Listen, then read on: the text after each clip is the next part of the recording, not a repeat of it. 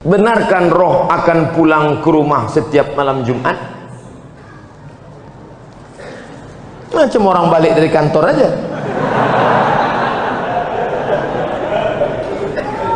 Roh itu tempatnya 3. Buka judul kitabnya Roh. Nama penulisnya Ibnu Qayyim Al-Jauziyah. Yang pertama, letak roh orang baik-baik tempatnya Illiyin. Ruh orang yang jahat-jahat tempatnya sijjin.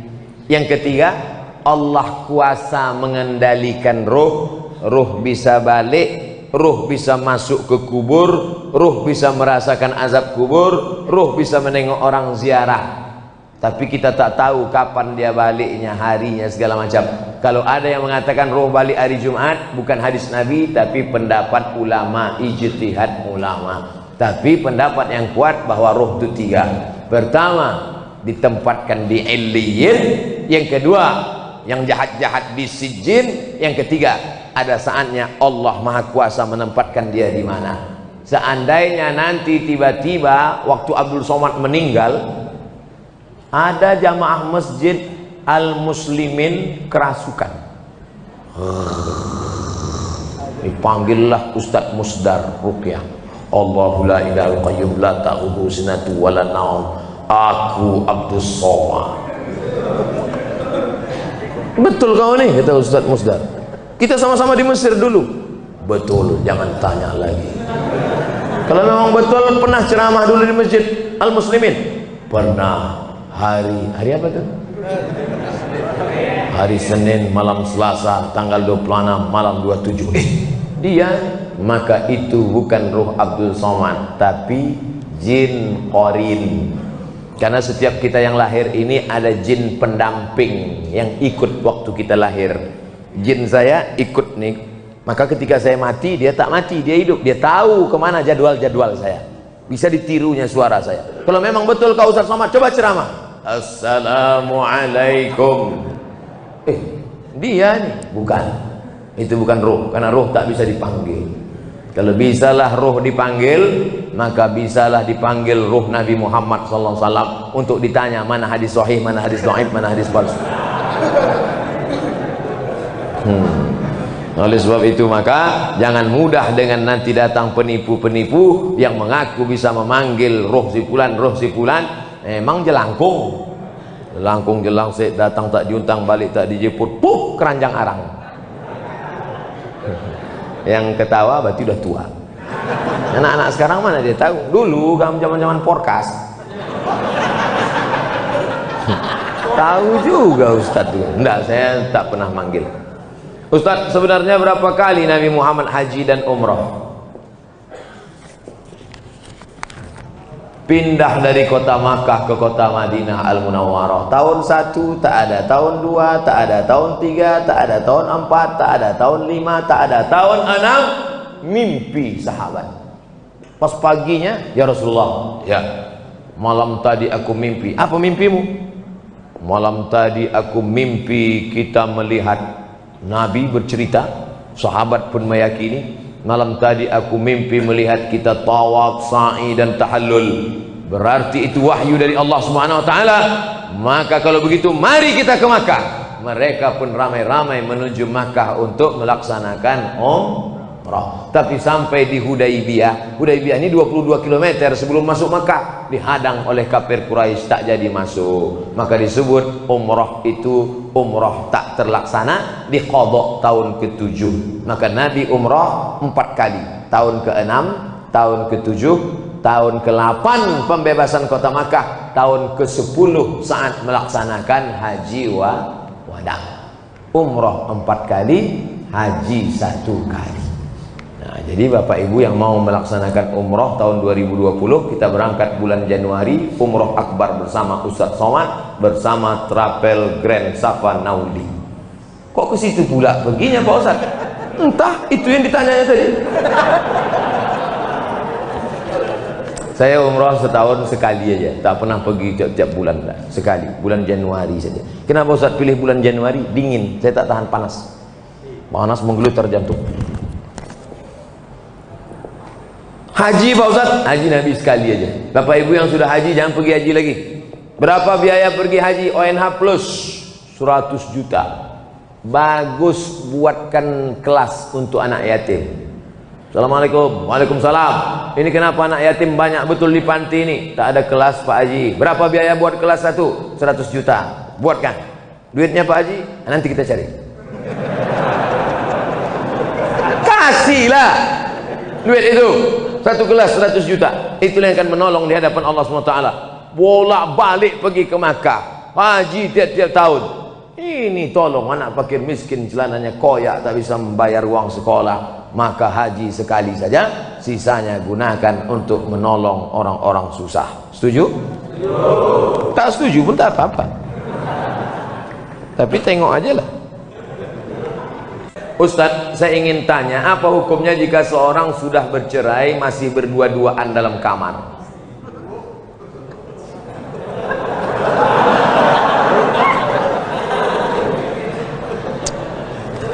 Laki-laki menjatuhkan tolak kepada perempuan, aku cerai engkau talak satu, maka dia masih satu rumah selama iddah 3 bulan, tapi tidak sekamar, hanya pindah kamar. Ku talak engkau talak satu, kau pergi kamar sana, aku kamar sini. Pas malam tuh hujan. Tinggal ketuk aja. I back to you my dear. Tapi ingat, sudah terhitung talak satu. Yang tak boleh balik itu talak 3. Talak 3 bisa jatuh dalam satu majelis dengan cara 2. Pertama, ku talak engkau, ku talak engkau, ku talak engkau, jatuh 3. Macam iklan. Atau saking marahnya, ku tolak kau 100, jatuh 3. Makanya laki-laki sebelum kalian nikah, kursus dulu fikih. Jangan cukup nasihat Pak Kua 30 menit sambil tanda tangan ngasih pas foto. Tak cukup, tak ngerti masalah fikih. Nah, ini dia sudah talak, tapi tak disebutnya, entah masih ada iddah, entah tak ada iddah. Kalau masih ada iddah, berdua-dua dia, berarti itu sudah rujuk. Kalau berdua-dua kalian di kamar tuh, itulah rujuk itu. Rujuk kalian. Anda cuma berdua-dua aja. Rujuklah tuh. Kalau sudah habis iddah 3 bulan, dijatuhkannya talak 1 Agustus. September, Oktober, 1 November, berdua-dua dia dalam, tak bisa lagi, tak bisa rujuk. Rujuknya mesti akad macam nikah dulu. Rukunnya 5, mempelai laki-laki, wali, saksi 2 orang, ada mahar, ada ijab dan qabul. Kata si wali, ku nikahkan engkau dengan anakku dengan mahar sebentuk cincin emas tunai. Sah.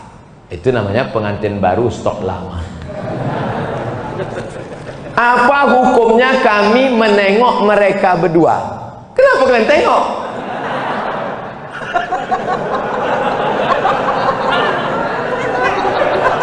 Man ra'a minkum mungkaran, siapa di antara kalian menengok kemungkaran, falyughayyirhu biyadihi, robah dengan tangan. Kenapa kalian? Ini kalian udah rujuk apa tidak nih? Pakai tangan kan? Macam-macam tempeleng mati kan. Fa illam yastati, kalau tak sanggup dengan tangan, fa bilisani, dengan lidah. Kalian kenapa berdua-dua nih? Ada iddah atau rujuk atau cemana kalian nih? Kami udah rujuk, Pak. Kenapa tak ngasih tahu? Segan kami, Pak. Tak sanggup dengan lidah, fa biqalbi. Rupanya dia preman, buat tatu, anting-antingnya aja sebesar lubang hidung. Tak berani dengan tangan, tak berani dengan lidah. Diam aja lah, macam orang pau.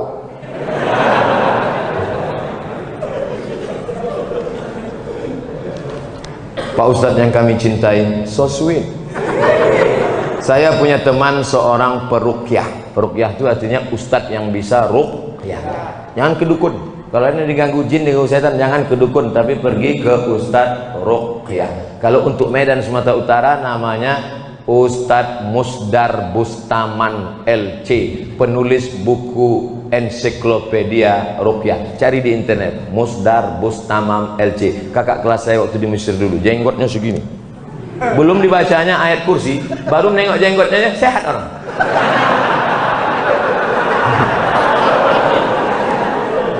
Tak percaya, coba jumpain. Tapi saya menengok dia jarang sholat, berarti dukun. Apalagi sholat berjamaah. Apakah setiap bacaan yang dibacanya mendapat keberkahan Pak Ustadz? Maka casingnya ruqyah, tapi isinya berkawan dengan jin. Idza ra'aitar rajul, ini kata ulama tasawuf. Idza ra'aitar rajul, kalau kau tengok ada orang yatiru fil hawa, bisa terbang di atas awan, yamsi 'alal ma', berjalan di atas air, terbang di atas awan, berjalan di atas air. Jangan kau sangka dia wali Allah, tapi tengok bagaimana dia melaksanakan perintah Allah. Tak solat, wali setan. Solat sikit, wali murid.